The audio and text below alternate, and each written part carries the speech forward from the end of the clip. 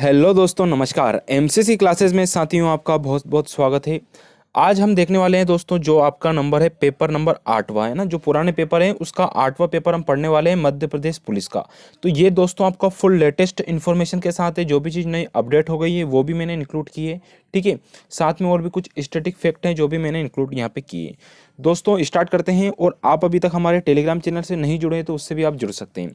आइए दोस्तों स्टार्ट करते हैं। पहला आता है प्रश्न दोस्तों, क्या है वो कि प्रश्न बता दूं दोस्तों, 22 तारीख का ये पेपर है और 3 बजे वाली शिफ्ट का ये पेपर है। 2017 का हम पेपर डिस्कस कर रहे हैं।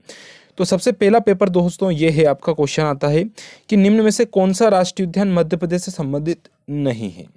यानी कि मध्य प्रदेश में कौन सा राष्ट्रीय उद्यान नहीं है। दोस्तों जब भी ऐसा प्रश्न आता है नहीं वाला, तो आपको थोड़ा अच्छे से, जितने भी प्रश्न आप कर रहे हैं वो अच्छे से करना आपको, है ना। मतलब पढ़ाई करना है, उसके बाद ही सॉल्यूशन देखना है, ठीक है। और कभी कभी क्या होता है दोस्तों, मैथ्स में भी ऐसा पाया गया, कुछ क्वेश्चन में इसमें भी बता दूंगा आपको पुराने पेपरों में, कि हिंदी में अलग है और इंग्लिश में अलग है। तो अगर हिंदी में नहीं बन पा रहा ना, एक बार इंग्लिश में अवश्य रूप से आप देख लीजिएगा, ठीक है। तो कौन सा राष्ट्रीय उद्यान नहीं है, तो प्रश्न है दोस्तों आपका कान्हा राष्ट्रीय उद्यान, जो कि सबसे पहला अपना प्रोजेक्ट टाइगर में स्टार्ट हुआ था। तो कान्हा राष्ट्रीय उद्यान भी यहीं पे, ये आपको यहाँ पे याद रखना है। अब हम कान्हा राष्ट्रीय उद्यान की बात करें दोस्तों, तो आपको ये जानकारी होगी कि जो कान्हा राष्ट्रीय उद्यान है वो कहाँ है दोस्तों, मंडला जिले में है, ठीक है। और इसकी स्थापना 1955 में की गई थी। ये हो गया आपका मंडला जिला, ठीक है दोस्तों, ये मंडला हो गया। फिर आता है, एक बार नक्शे में मंडला जिला अवश्य रूप से आप देख लीजिएगा, ठीक है।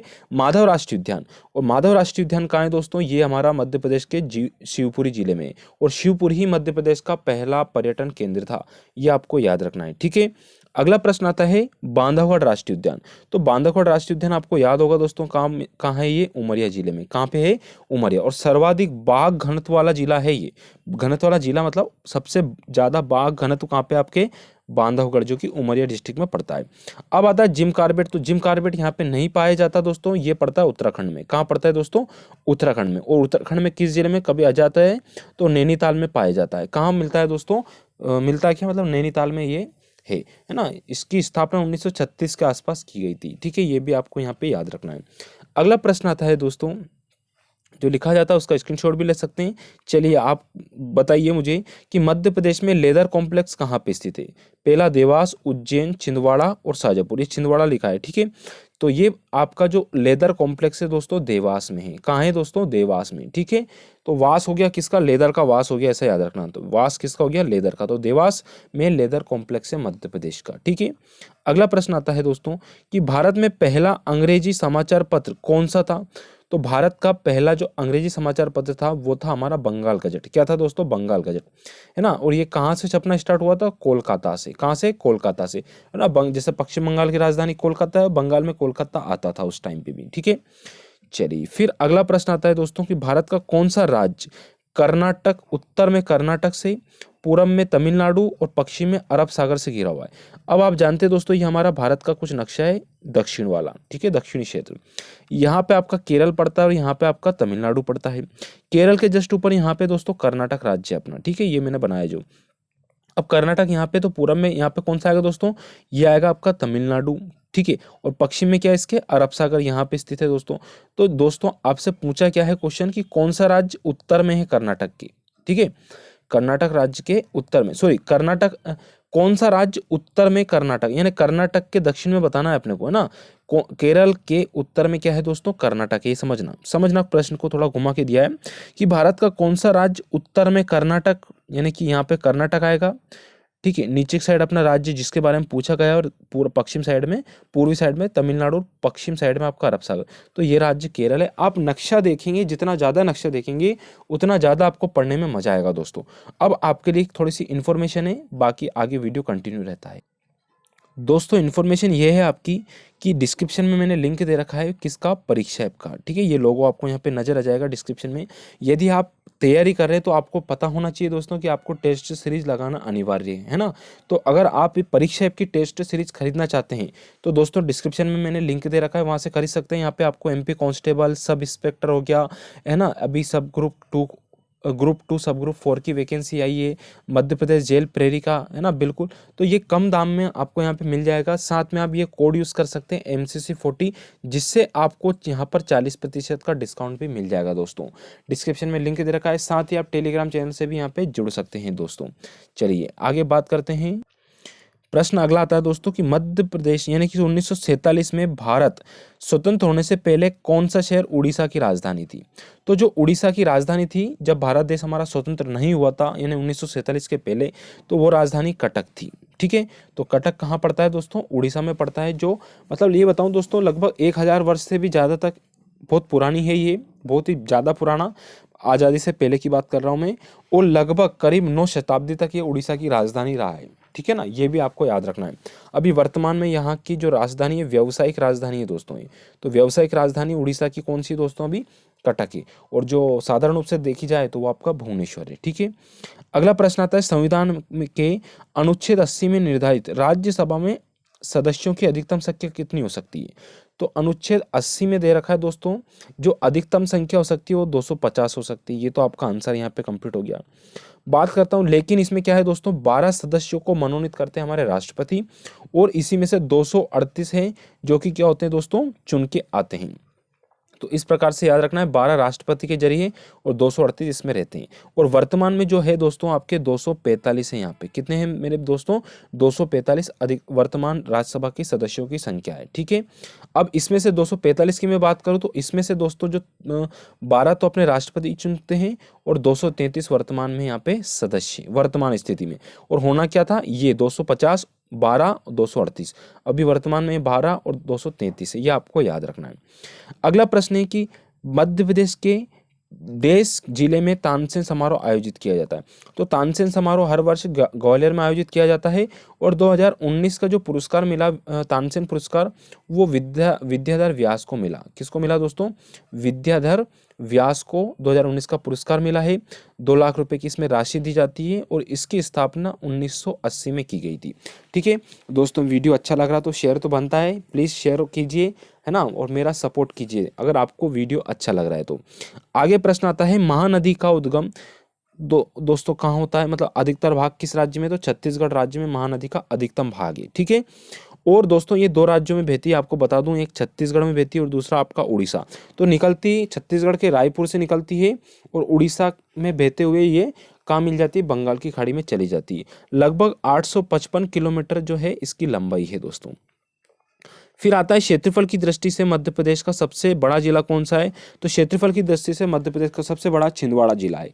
और यहीं से दोस्तों हमारे मध्य प्रदेश के पूर्व मुख्यमंत्री कमलनाथ जी का विधानसभा क्षेत्र भी यही है। ठीक है, अगला प्रश्न आता है कि पेशावर से कोलकाता तक ग्रांड ट्रंक रोड का निर्माण करवाया किसके द्वारा, तो शेरशाह सूरी के द्वारा करवाया गया, है ना। इतिहास के पन्नों पे बहुत ज़्यादा इंपॉर्टेंट नाम है दोस्तों, और इनका जो नाम था वो था फरीद खान। मैं लिख देता हूँ दोस्तों, ये इंपॉर्टेंट है, MPPSC में आया था पिछली बार। ठीक है, अभी 2019 की जो एग्जाम हुई थी ना उसमें। तो फरीद खान शेरशाह सूरी का पुराना नाम है, और इनको सड़क ए आजम के नाम से जानते हैं। किस नाम से, सड़क ए आजम के नाम से, क्योंकि लगभग 2500 किलोमीटर के आसपास का रोड इन्होंने बनवाया था बंगाल से पेशावर तक का। ठीक है, अगला प्रश्न आता है दोस्तों कि हेपेटाइटिस बी के अभियान में भारत सरकार का ब्रांड एम्बेसडर अमिताभ बच्चन है अभी भी। ठीक है, और चेंज होते हैं तो प्लीज कमेंट में अवश्य लिखें। अगला आता है भारत सरकार द्वारा प्रारंभ किया गया आधारित मोबाइल भुगतान एप्लीकेशन का नाम क्या है। तो ये उस टाइम का करंट अफेयर है दोस्तों, भीम ऐप, है ना। अब तो सब लोग जानते होंगे, BHIM के नाम से जानते हैं। इसका फुल फॉर्म है भारत, है ना, Bharat interface for money, Bharat interface for money, ये आप याद रखना। भीम का फुल फॉर्म है भारत इंटरफेस फॉर मनी। 30 दिसंबर 2016 को यह आया था ऐप, ये भी आपको याद रखना। ये एक मोबाइल ऐप है जो भारतीय राष्ट्रीय भुगतान निगम द्वारा आरंभ किया गया भारत सरकार के उपक्रम में। ठीक है, आपको ये याद रखना है। अगला प्रश्न आता है, लोकसभा का अध्यक्ष कौन है। तो उस समय तो सुमित्रा महाजन थी जिस टाइम पे प्रश्न आया था। वर्तमान में ओम बिरला है दोस्तों। कौन है, ओम बिरला। ठीक है, कोटा बूंदी से ये लोकसभा सांसद है, और ये वर्तमान में 17वें नंबर के हमारी 17वीं लोकसभा के अध्यक्ष हैं। 16वीं लोकसभा के जो अध्यक्ष थे वो थी हमारी सुमित्रा महाजन, है ना। और मैं बता दूं ये मध्य प्रदेश की ऐसी पहली महिला है जो कि लोकसभा अध्यक्ष रही है, पहली महिला। और लोकसभा में पहली बार देखे तो मीरा कुमारी रही थी, ठीक है। और सुमित्रा महाजन का जो लोकसभा क्षेत्र था वो इंदौर था, ठीक है। ये सभी को याद होना चाहिए। लोकसभा के पहले वक्ता कौन थे, तो वो थे गणेश वासुदेव मावलंकर, यानी लोकसभा के प्रथम अध्यक्ष कौन थे, जीवी मावलंकर के नाम से भी इनको जानते हैं या गणेश वासुदेव मावलंकर के नाम से इनको जानते हैं। अगला प्रश्न आता है कि नोबेल पुरस्कार पाने वाले पहले भारतीय कौन थे दोस्तों, तो ये थे हमारे रविन्द्रनाथ टैगोर। कौन थे दोस्तों, रविन्द्रनाथ टैगोर। इनको 1913 में नोबेल पुरस्कार मिला था, ठीक है। और फिर अगला प्रश्न आता है कि माधव अभ्यारण्य कहाँ है, तो माधव अभ्यारण्य दोस्तों शिवपुरी में हमने देखा है अभी। यहीं पे जॉर्ज केसल भवन स्थित है। क्या है, यहाँ पे जॉर्ज केसल भवन है, जिसकी स्थापना जो बनवाया था, जो जीवाजी राव ने बनवाया था। किसने बनवाया था, जीवाजी राव ने बनवाया था। ये बनवाया था 1911 में, ठीक है। जॉर्ज केसल जो आ रहे थे उनकी याद में, यानी कि उनके रुकने के लिए जीवाजी राव ने 1911 में जॉर्ज केसल भवन बनवाया था, ठीक है। किसमें, माधव राष्ट्रीय उद्यान में है। अब मैं बात करूं, इसकी स्थापना 1958 में की गई थी माधव राष्ट्रीय उद्यान की, ठीक है। यहीं पे एक नदी बहती है जिसका नाम है मनिहार नदी। कौन सी नदी दोस्तों, मनिहार नदी, ठीक है। मैं आपको इसलिए एक्स्ट्रा इन्फॉर्मेशन बता रहा हूं दोस्तों, जो जिन्होंने एमपी पढ़ रखा ना, जो पुराने पेपर लगा रहे हैं उनको काफी इस चीज का तजुर्बा होगा, है ना। तो ये चीज समझो और इन चीजों को याद करने की कोशिश करो। नहीं याद होती इसको लिखो और बार बार इनको पढ़ो। अब में मनिहार नदी निकलती है, यहीं पे आपने सुना होगा सांख्य सागर स्थित है और माधव सागर, ये तालाब है दोस्तों यहाँ के दोनों कहाँ पे है, माधव राष्ट्रीय उद्यान में। और जो माधव राष्ट्रीय उद्यान है NH3 और NH25 पे स्थित है ना, NH3 और NH25 पे स्थित है, ये आपको याद रखना है ना। राइटिंग इसमें ऐसी आती है तो आप थोड़ा कंफ्यूज ना हो, इसको सुने और लिख लीजिएगा। भारत की पहली महिला राष्ट्रपति प्रतिभा देवी पाटिल थी दोस्तों, जो कि 12वें नंबर की थी और ऐसे प्रथम महिला थी, ठीक है। अभी वर्तमान में हमारे 14वें नंबर के राष्ट्रपति हैं दोस्तों रामनाथ कोविंद। कौन है दोस्तों, रामनाथ कोविंद जी, ठीक है। और 13वें नंबर के कौन थे, प्रणब मुखर्जी। ये आपको याद रखना है। प्रणब मुखर्जी के बारे में आप थोड़ा लिखिएगा कमेंट में कि इनका जन्म कहाँ हुआ और इनका निधन कहाँ हुआ, है ना। और इनको कौन कौन से पुरस्कार मिले, ये थोड़ा आपको याद होना चाहिए दोस्तों, ठीक है। अगला प्रश्न आता है, एक प्रश्न और पूछ लूं मैं आपसे कि अभी वर्तमान में राष्ट्रपति का जो वेतन है वो कितना है, वो आपको कमेंट में करना है। विधानसभा असेंबली जो जीएसटी कानून पारित करने वाला पहला राज्य दोस्तों असम रहा। असम की राजधानी क्या है दोस्तों, तो असम की राजधानी दिसपुर है, ये आपको जानकारी होनी चाहिए। यहाँ सर्बानंद सोनोवाल यहाँ के मुख्यमंत्री है। जगदीश मुखी यहाँ के राज्यपाल है, जगदीश मुखी। और अजय लांबा, गुवाहाटी हाईकोर्ट जो लगता है ना असम का, तो गुवाहाटी हाईकोर्ट के जो मुख्य न्यायाधीश है वो अजय लांबा है, ठीक है।